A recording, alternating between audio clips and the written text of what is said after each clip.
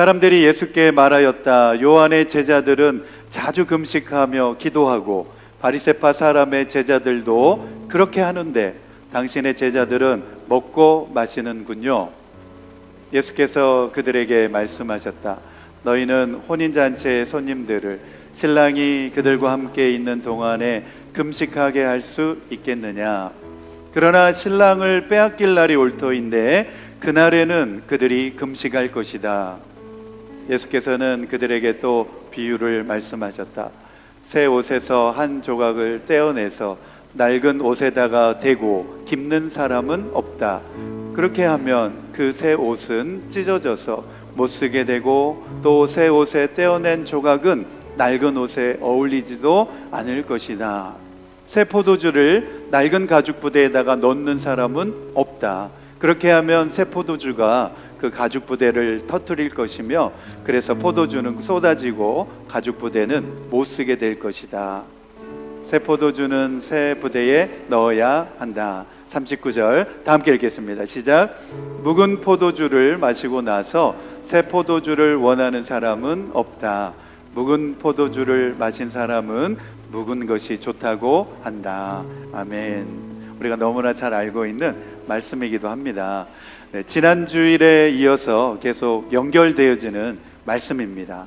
오늘 본문의 말씀을 중심으로 해서 분별력, 우리가 분별력을 가져야 된다라고 하는 의미에서 분별력은 기도 생활과 말씀 묵상에서 비롯되어진다, 자라난다, 이런 주제를 가지고 말씀을 함께 살펴보려고 합니다.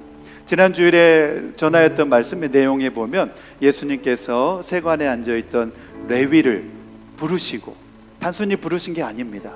나를 따르라, 주님의 제자로 삼아주시기 위해서 레위를 부르셨습니다. 그리고 레위는 그 사실이 너무 감격스럽고 너무 기쁨에 차서 예수님과 예수님의 제자들을 자기의 집으로 모셔드렸습니다. 초대하고 자기 집에 있는 좋은 곳으로 대접해 드렸습니다. 얼마나 은혜가 감사했는지 잔치 자리를 베풀어서 세리와 죄인들까지 다 초대를 해서 천국 잔치를 베풀었습니다. 그런데 그 자리에 있으면서도 그 기쁨을 함께 나누지 못한 사람들, 그냥 주변인으로 머물러 있었던 사람들이 있었습니다. 바로 바리새인들과 율법학자들이었습니다. 되려 예수님에게 대해서 왜 죄인들과 함께 식사를 하느냐, 음식을 먹느냐, 왜 죄인들과 어울리느냐 라고 하면서 예수님을 질책을 했습니다. 그리고 오늘 본문 말씀에도 보면 그것으로 끝난 게 아니라 오늘 본문 말씀에도 보면 왜 먹고 마시느냐, 바리새인의 제자들은 금식하고 요한의 제자들도 금식하는데 왜 예수님은 금식 안 하느냐, 예수님의 제자들도 왜 금식 안 하느냐 라고 하면서 또다시 비판적인 모습으로 예수님께 말하고 있는 너무나 안타까운 그들의 모습을 보게 되었습니다. 오늘 말씀을 준비하면서도 이 사람들의 모습이 너무나 안타깝게 느껴졌습니다. 세리의 집에서 예수님을 모셔드리고 천국 잔치가 벌어지고 있는데 그들은 그 기쁨의 자리에 참여하지 못하고 여전히 그런 비판적인 모습으로 예수님을 비판하고 있는 그들의 안타까운 모습이 나의 모습이 될 수도 있겠다, 또 우리의 모습이 될 수도 있겠다, 그런 생각을 가져보게 되었습니다. 왜냐하면 우리가 다 신앙적으로 완성되어 있는 상태에 있지 않습니다. 나는 신앙적으로, 인격적으로 나는 완벽하게 완성되었습니다 하신 분 있으면 손들라고 하지는 않겠습니다. 우리는 다 성장하는 그 과정 가운데 있습니다. 어떤 분들은 아직 초신자의 상태에서 이제 막 신앙에 대해서 배워가는 분도 계시고, 어떤 분들은 신앙이 어느 정도 이렇게 성숙한 분들도 다 계십니다. 그런데 어느 누구도, 저 역시도 내 신앙이 좀 완성되어졌다 말할 수 있게, 자신 있게 말할 수 있는 분은 단 한 사람도 없습니다. 우리는 계속해서 우리의 신앙이, 우리의 믿음이 계속해서 자라가야 되는 줄로 믿습니다. 그런 생각으로, 그런 관점에서 오늘 말씀을 함께 살펴보려고 합니다. 디모데전서 4장에 보니까 그렇게 말씀하고 있습니다. 하나님께서 지으신 모든 것은 다 좋은 것이요 감사하는 마음으로 받으면 버릴 것이 하나도 없다. 우리가 안 좋게 생각했던 것도 감사함으로 받으면 버릴 것이 없다는 것입니다. 모든 것은 하나님의 말씀과 기도로 거룩하여 진다. 하나님의 말씀이 얼마나 중요하고 기도하는 일이 얼마나 중요한지 그것으로 인하여서 거룩하여진다, 이렇게 말씀하고 있습니다.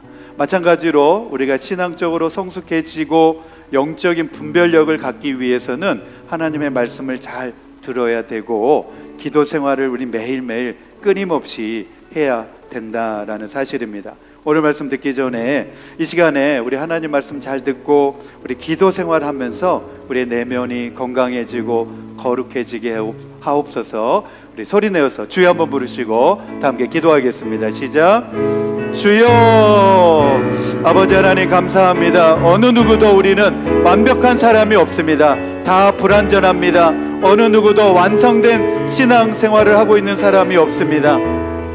우리는 다 부족하고 연약합니다. 그렇지만 하나님의 말씀을 듣고 우리 늘 신앙의 훈련 생활을 하며 경건 생활을 통하여서 우리의 믿음이 자라고 더욱더 성숙한 신앙으로 나아갈 수 있도록 주여 도와주시고 우리를 붙들어 주시옵소서. 아버지 하나님, 오늘도 말씀을 듣게 하시고 이 말씀을 통하여서 나의 부족한 모습을 바라볼 수 있도록 해주시고 나의 부족함을 알고 겸손하게 우리 믿음 생활해 나가면서 더욱더 우리의 내면이 좋아지고 완벽해지고 성숙해지고 완성되어지는 그 길로 나아갈 수 있도록 아버지여 도와주시고 은혜를 베풀어 주시옵소서. 오늘 주시는 말씀을 통하여 하나님 아버지, 우리 그 말씀을 통하여 내 삶 가운데 아버지 나를 돌아보게 하는 귀한 은혜의 시간이 되게 하여 주시옵소서. 주여 말씀하여 주옵소서. 그 말씀을 듣겠습니다. 옥토와 같은 마음 되게 하셔서 그 말씀이 우리 가운데 뿌려져서 30배, 60배, 100배의 열매를 맺는 우리 모두가 되게 하여 주시옵소서. 아버지 감사합니다. 아버지 감사합니다. 이 모든 말씀을 예수님의 이름으로 기도드립니다. 아멘, 아멘. 네, 지난주에 이어서 이제 계속 이어지는 말씀입니다.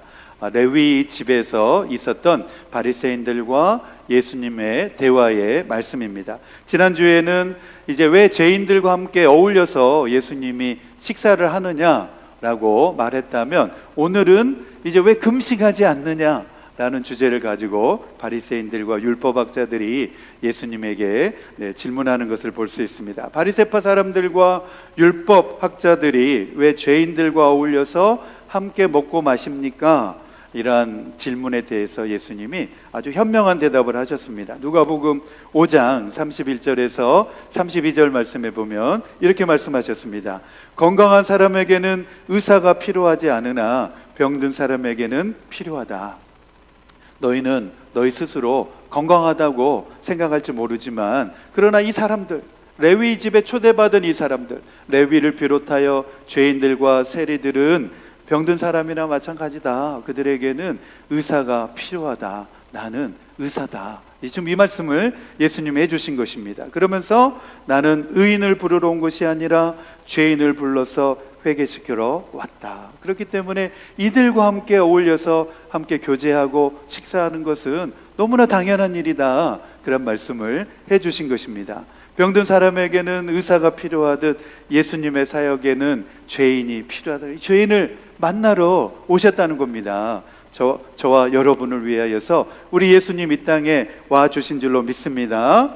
네, 이처럼 예수님의 명쾌한 대답에도 불구하고 이 바리새인들과 또 율법학자들은 여전히 자신들의 생각과 뜻을 굽히지 않고 예수님에게 또다시 계속해서 금식에 대한 논쟁으로 예수님께 반문하고 있습니다. 바리새인들은 그들의 관례를 보면 일주일에 2번 이상은 금식을 했다고 합니다. 시내산에 모세가 올라간 것을 기념을 해서 목요일을 정해가지고 금식을 했다고 합니다. 그리고 또 모세가 시내산에서 10계명을 받아가지고 내려왔던 것을 기념해가지고 또 금식을 했다고 합니다. 그래서 일주일에 2번 이상은 금식하고, 보다도 또 자기는 더 많이 금식을 원하는 바리새인들은 더 자주 금식을 하면서 사람들에게 내가 금식하고 있는 것을 또 보여주기도 하고, 그렇게 열심히 율법을 지키고 있노라라고 과시하기도 했던 사람들이 바로 이 바리새인 사람들이었습니다. 그래서 성경에 보면 예수님 당대에 보면 이 바리새인들과 서기관들, 율법학자들은 예수님에게 좋은 평판을, 좋은 말을 듣지 못하는 것을 볼 수가 있습니다. 왜냐하면 그들이 행하고 있는 모든 관습과 또 그 규례를 지키는 모든 모습들이 어떻게 보면 자기를 드러내기 위한 일이었기 때문에 자기 의를 내세우고 자기를 과시하기 위한 행동이었기 때문에 예수님께서는 그 모습을 별로 기뻐하지 않으셨던 것을 볼 수가 있습니다. 오늘 말씀에 우리 첫 번째 주제로 함께 읽겠습니다. 시작. 바리새인들의 비판적인 모습을 생각해 보며 그들에 대해서 예수님은 때를 분별하라는 대답으로 교훈하셨습니다.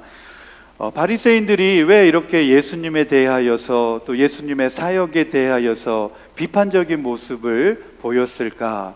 그런 이제 관심과 궁금증을 가지고 접근을 해보았습니다. 왜냐하면 우리들도 이러한 일에 빠질 수 있기 때문에 이 바리새인들의 모습을 우리가 거울로 삼으면 좋겠다. 이들의 모습을 거울로 삼아서 우리들도 이러한 모습에 빠지지 않도록 우리 경계를 삼으면 좋겠다. 이제 그런 생각에서 바로 이 부분에 초점을 맞춰서 말씀을 준비해 보았습니다. 오늘 본문에 등장하는 이 바리새인들과 율법학자들이 왜 이렇게 비판적인 태도에 그들이 빠져 있었을까? 그러면서 예수님의 그 천국 잔치에 참여하지 못하고 그 기쁨을 함께 동참하지 못하고 주변인에 머무르면서 주변인으로 있으면서 왜 그들은 그렇게 비판적인 자세를 유지했을까? 그래서 제가 이제 주석도 찾아보고 여러 가지 자료들을 이렇게 찾아보면서 정리를 좀 해보았습니다. 첫 번째로는 바리새인들은 자기 의와 행위에 대한 자부심 때문에 그랬다는 겁니다. 우리가 이만큼 열심히 율법을 지키고 있지, 우리만큼 율법을 잘 지키는 사람들도 없다는 것을 자기 의로 삼았다는 겁니다.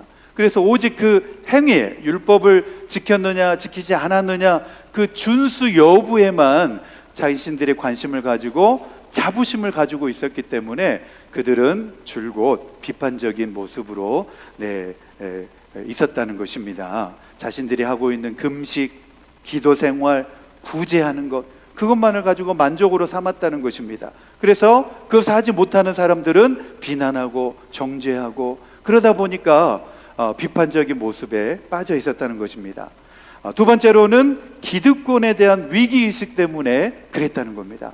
그때 당시만 해도 이 바리새인들과 율법학자들은 백성들의 지도자적인 위치에 있었기 때문에 모든 관심과 또 영향력을 자기들이 가지고 있었기 때문에 예수님이 오셔가지고 백성들이 예수님을 따르고 예수님에게 마음을 주고 그런 모습을 보니까 위기의식을 느꼈다는 겁니다. 자기들이 가지고 있었던, 자신들이 누려왔던 관심과 영향력을 예수님께 다 빼앗기는 것 같아서 위기의식을 느끼게 되었다는 거예요. 예수님은 이 땅에 오셔서 권위적이지 않으시고 너무나 자유롭게 사람들과 어울리면서 그들의 친구가 되어주셨기 때문에 그렇지 못한 바리새인들과 율법학자들의 입장에서는 예수님이 위협적인 대상이 될 수밖에 없었다는 것입니다. 자신들의 위치와 지위가 도전을 받고 있다, 이렇게 생각을 하게 되었다는 것입니다.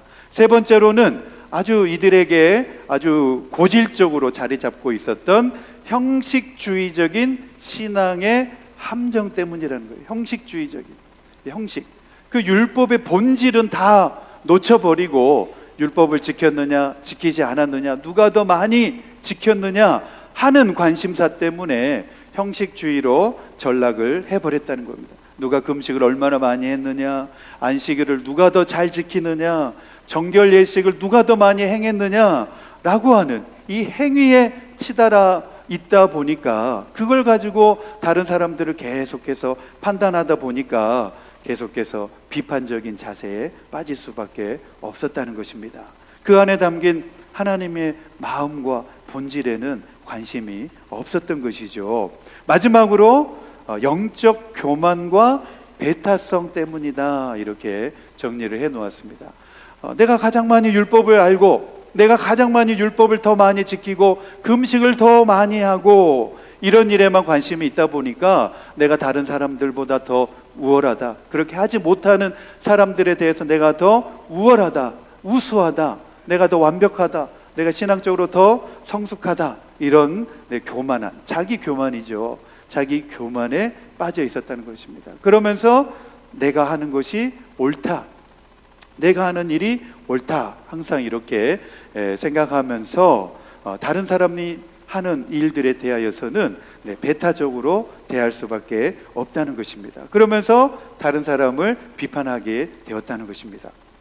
여러분, 나만 옳다라고 하는 생각에 빠지게 되면 내가 하고 있는 방식, 방법 외에는 다른 사람들이 하는 것은 다 틀렸다라고 밖에 보일 수밖에 없습니다. 그러나 틀린 것이 아니라 다른 것인 줄로 믿습니다. 다른 겁니다. 내가 내가 된 밥을 좋아한다고 해서 진밥을 하면 그게 잘못된 것이 아닙니다. 그렇죠? 내가 된 밥을 좋아하는데 다른 사람은 된 밥을 싫어할 수도 있는 것입니다. 다른 사람은 진밥을 좋아할 수도 있는 것입니다. 그래서 된 밥이 아닌 것은 다 틀렸다라고 접근하는 것은 굉장히 위험하다는 것입니다. 우리는 나만 옳고 다른 사람은 틀렸다라고 하는 이 관점으로 접근하는 것이 아니라 우리의 생각은 다 다를 수 있다, 이런 관점으로 우리는 접근해야 되는 줄로 믿습니다. 다를 수 있다는 것을, 우리는 다른 사람과 나와 차이성이 존재한다는 사실을 우리는 받아들이고 인정할 수 있어야 되는 것입니다. 신앙생활에서 이렇게 비판적인 자세는 아무런 유익이 없습니다. 그것이 성숙해 보이는 자세가 아닌 것입니다. 비판하고 또 정죄하고 판단하는 것은 성숙한 모습이 아닙니다. 신앙 성숙의 어떤 그런 모습도 아닌 것입니다. 제가 이제 신학생 시절에 이 기독교 교육 이제 강의를 듣는 가운데 제임스 파울러라는 이 학자가 있습니다. 이분이 이제 기독교 신앙의 단계를 총 7단계로 구분을 해가지고 정리를 해 놓았습니다. 신앙이 1단계, 0단계부터 6단계까지, 그러니까 0단계부터니까 최종적으로 따지면 총 7단계가 있는 거죠. 6단계로 성장을 해 간다, 차츰차츰 성장을 해 나간다, 이렇게 정리를 해 놓았는데 제가 그림을 하나 준비했습니다. 제임스 파울러라는 사람이 신앙의 성숙 과정, 발달 과정을 총 6단계 이렇게 정리를 했는데 0단계부터 6단계가 있는데 그 중에서 잘 보일지 모르겠는데 글씨가 작아서 4단계, 붉은색으로 밑줄 그어놓은 저 4단계가 너무나 중요하다고 이 제임스 파울러가 강조하고 있습니다. 이제 어릴 때부터 자라가지고 청소년기를 거치고 청년기를 거쳐서 그동안에는 교회로부터 교육받은 대로 신앙생활을 하고 또 우리 어머니, 부모님들이 가르쳐주는 대로 신앙생활을 했다면 저 4단계에 이르러서는 이제 내 신앙을 한번 찾아보려고 하는 몸부림이 저때 일어난다는 겁니다. 청년기를 지나서 장년 초기 때는 이제 주변으로부터 들었던 많은 신앙의 이야기를 나의 신앙의 경험으로 체득을 해가려고 하는 노력이 저 시기에 일어나게 되는데 저 4단계의 특징이 어떤 특징이냐면 자신만의 신념 체계를 형성하고자 한다는 욕구가 일어난다는 겁니다. 그러다 보니까 주변의 것들에 대하여서 비판적으로 이제 바라보기 시작한다는 겁니다. 그래서 권위에 대해서 의문을 제기하고 성경의 권위가 정말 사실이냐? 교회의 권위가 정말 사실이냐? 목회자의 권위가 사실 정당한 것이냐? 이런 거에 대해서 계속해서 비판적인 무릎을 제기하면서 자기 스스로 해답을 찾는 과정이 저 4단계의 과정이라고 한답니다. 그런데 저 4단계에서 너무나 비판적으로 그런 것들에 대하여서 다가가기 때문에 자칫 거기에서 자기가 어떤 해답과 그 물음에 대한 대답을 발견하지 못하면 저 4단계 수준에서 안주해 버린다는 겁니다. 그래서 대부분의 신앙인들이 저 4단계에서 넘어가지를 못하고 5단계로 넘어가지를 못하고 저 4단계에서 머물러 버리는 사람들이 너무나 많이 있다는 겁니다. 그래서 비판하고 끊임없이 신앙에 대해서 비판하는 모습으로 그냥 저 4단계에 머물러 버린다는 겁니다. 하지만 이 제임스 파울러는 5단계 신앙으로 넘어가야 그 다음 최종 6단계 보편적이고 성숙한 신앙의 단계에 도달할 수가 있는데, 저 4단계에서 5단계로 넘어가기 위한 반드시 필수한 과정이 하나가 있는데, 그것이 무엇이냐? 신앙에서 그런 비판적인 그런 의식이 그 4단계에서 생성이 되었다고 한다면, 다른 사람에 대하여서 어떤 영적 권위에 대해서 그것을 비판할 것이 아니라 자기 자신에게 그 비판 의식을 가지고 내적 성찰을 자기 자신에게 해 보아야 된다는 겁니다. 다른 사람들에게서 완벽한 모습을 찾으려고 하지 말고 자기의 모습을 한번 돌아보아야 된다. 그것을 자아 성찰이라고 표현을 했습니다. 자기 성찰, 자기 자신의 모습을 돌아보면서 자기는 얼마나 부족한 사람인가, 자기는 얼마나 죄인인가를 되돌아보면서 그래야 저 5단계로 넘어갈 수 있다는 겁니다. 다른 사람을 향한 비판을 멈추게 되고 저 5단계로 넘어갈 수 있는 신앙이 생겨나게 되는데, 저 5단계는 어떤 단계냐? 모순과 역설을 수용하는 단계라는 겁니다. 모순이 있지만 그것을 받아들일 수 있는 자세가 된다는 것입니다. 역설적이지만, 우리가 생각할 때는 이거 너무나 역설적인 것이지만 자아 성찰을 통하여서 그것을 수용할 수 있는 내성이, 힘이 생겨난다는 것입니다. 그래서 저 4단계에서 5단계로 이제 올라오게 되면 모순과 역설, 교회에 대한 모순, 역설, 그것을 받아들일 수 있게 되어진다는 것입니다. 그러다 보면 포용의 단계에 접어든다는 것입니다. 이게 너무나 중요합니다. 여러분, 비판적인 것에 그쳐 있으면 배타적일 수밖에 없지만 그 모습은 신앙의, 성숙한 신앙의 모습이 아닙니다. 성숙한 신앙의 모습은 포용성입니다. 나와 다른 사람들을 얼마나 포용할 수 있느냐, 다른 사람들을 얼마나 인정할 수 있느냐, 그것이 참된 의미에서 신앙의 성숙도를 보여주는 것입니다. 그래서 4단계에서 5단계로 우리 모든 서울장로교회 성도님들이 다 올라올 수 있게 되기를 축복합니다. 타인에 대해서 다름을 인정하고 수용할 수 있는 모습, 그 모습이 바로 겸손의 단계다라고 파울러는 정의를 했습니다. 그렇게 겸손의 단계에 다다르게 되면 마침내 그러한 단계에 도달한 사람들은 6단계에 올라올 수 있다라고 말했습니다. 신앙 발달 단계에서 가장 마지막 단계인 6단계, 보편화된 신앙으로 성숙되어진다, 이렇게 정의를 했습니다. 그 단계는 어떤 특성을 보이고 있느냐? 희생적인 모습을 보인다는 겁니다. 다른 사람들을 섬기고 나보다는 다른 사람들을 배려해주고 그런 단계에 도달을 한다는 것입니다. 이 단계에 도달한 사람들이 누구냐? 마더 테레사와 같은 분들, 마틴 루터 킹과 같은 사람들, 우리 한국 교회로 따지면 우리 영락교회 한경직 목사님 같은 분들은 바로 이런 6단계에 도달한 분들이다, 이렇게 생각을 가져보게 되었습니다. 그래서 이 제임스 파울러의 이 신앙 발달 이론을 근거로 해서 오늘 본문에 나오고 있는 바리새인들과 율법학자들을 대입을 해보면 이분들은 아직도 4단계에 머물러 있는 분들이다, 그런 생각을 가져보게 되었습니다. 아직도 비판적인 그런 시각 가운데서 신앙이 5단계로 성숙되어지지 못한, 모순과 역설을 받아들이지는 못한, 다른 사람의 관점을 수용하지 못하는 그런 단계에 머물러 있는 사람들이 바리새인들과 율법학자들의 모습이 아닌가, 그런 생각을 가져보게 되었습니다. 예수님에 대하여서 왜 금식하지 않는가? 라고 하는 그 질문에 대하여서 예수님은 다음과 같이 말씀하셨습니다. 우리 누가복음 5장 34절에서 35절 말씀 함께 읽겠습니다. 시작. 예수께서 그들에게 말씀하셨다. 너희는 혼인잔치의 손님들을 신랑이 그들과 함께 있는 동안에 금식하게 할 수 있겠느냐? 그러나 신랑을 빼앗길 날이 올 터인데 그날에는 그들이 금식할 것이다. 네, 아무 때나 금식에 안 합니까? 네, 신앙적으로 그렇게 비판했지 않습니까? 왜 금식 안 합니까? 요한의 제자들과 바리새인의 제자들은 다 금식하고 있는데 예수님과 예수님의 제자들은 먹기만 하고 왜 금식하지 않습니까? 네, 그 말만 들으면 굉장히 신앙적으로 들리죠. 그렇죠? 우리가 이런 딜레마에 많이 빠지게 됩니다. 오늘날에도 우리가 신앙생활하면서도 많이 빠집니다. 네, 그런 유혹과 딜레마에 우리가 빠지지 말아야 됩니다. 예수님 뭐라고 합니까? 분별하라는 겁니다. 지금이 금식할 때인가를 잘 분별하라는 겁니다. 혼인잔치에 손님들을 모시고, 결혼식장에 손님들을 모시고 밥 안 주고 다 보내봐요.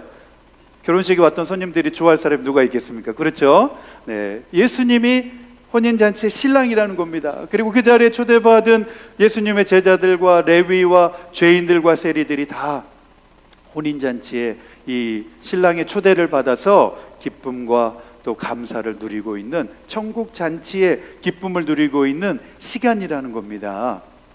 그래서 예수님은 이 은혜를 받아서 회개하도록 부르심을 받고 해방된 죄인들이 지금 감사와 기쁨의 잔치를 벌이고 있는 이때에 왜 금식하지 않느냐고 비판하는 것은 너희들이 분별하지 못하는 것이다 라고 정의를 내리셨습니다. 하지만 신랑을 빼앗길 날, 그날 예수님이 십자가에 못 박히는 그날이 되면 그날 금식을 해야 된다. 그때야말로 금식을 해야 될 때이다. 이렇게 말씀을 하셨습니다. 오늘 말씀의 결론입니다. 분별력은 어디에서부터 오느냐? 우리가 기도 생활을 하고 말씀 묵상을 통해서 자라난다는 것입니다.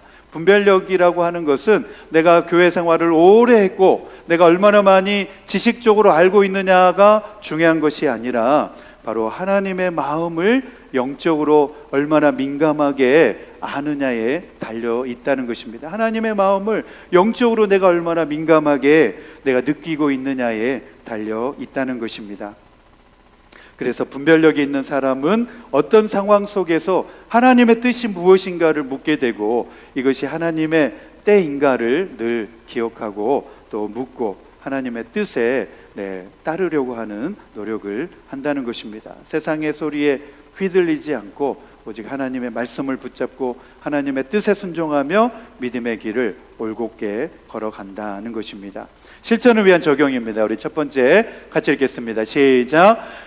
제임스 파울러의 신앙 발달 과정의 4단계 권위에 대한 의문 제기, 비판적 사고의 단계에서 성장하여 5단계 모순과 역설을 포용하고 타인의 관점을 수용하고 깊은 겸손의 단계로 접어들 수 있도록 끊임없이 자기 성찰의 과정을 훈련하겠습니다.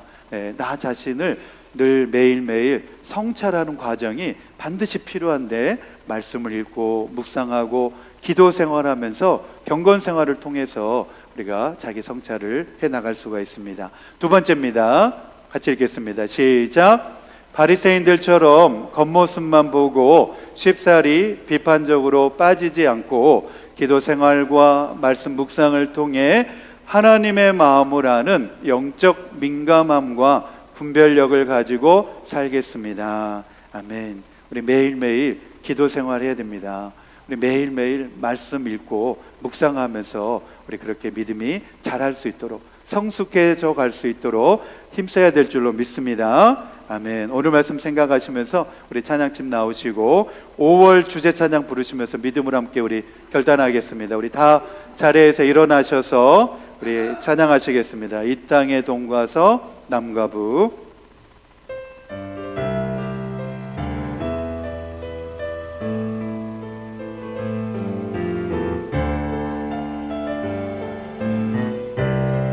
이 땅의 동과 서남과 북, 이 땅의 동과 서남과 북, 가득한 죄야 용서하소서.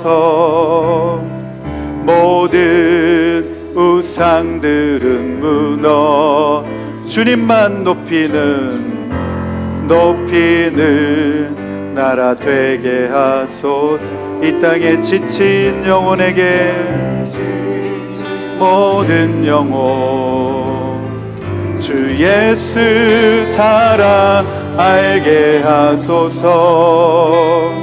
저들의 아픔과 눈물 씻는 주님의 보혈 이 땅 치유하소. 성령의 새바람, 성령의 새바람 이 땅에 불어오. 아멘. 주의 영 그 생기로, 주의 영 그 생기로 우리를 다시 살리소. 이 땅에 하나님 영광 거하는 그런 나라가 되게 하소서. 열방에 하나님 영광 비추는 그런 나라가 되게 하소서. 한라에서 백두까지, 백두까지, 백두에서 땅끝까지, 에서 땅의 끝까지 주님 오실 길을 예비하며 주님만 섬기는 나라 되게 하소서. 이 땅에 주님 교회 위에 주님 교 하늘의 생기 부어주소서. 하늘의 생기 부어주소서. 열방을 치유한 주 백성 주님의 군대를 일으켜 주소서. 성령의 새바람, 성령의 새바람 이 땅에 불어오소서. 주의 영 그 생기로, 주의 영 그 생기로 우리를 다시 살리소. 이 땅에 하나님 영광 거하는 그런 나라가 되게 하소서. 열방에 하나님 영광 비추는 그런 나라가 되게 하소서. 아멘, 아멘.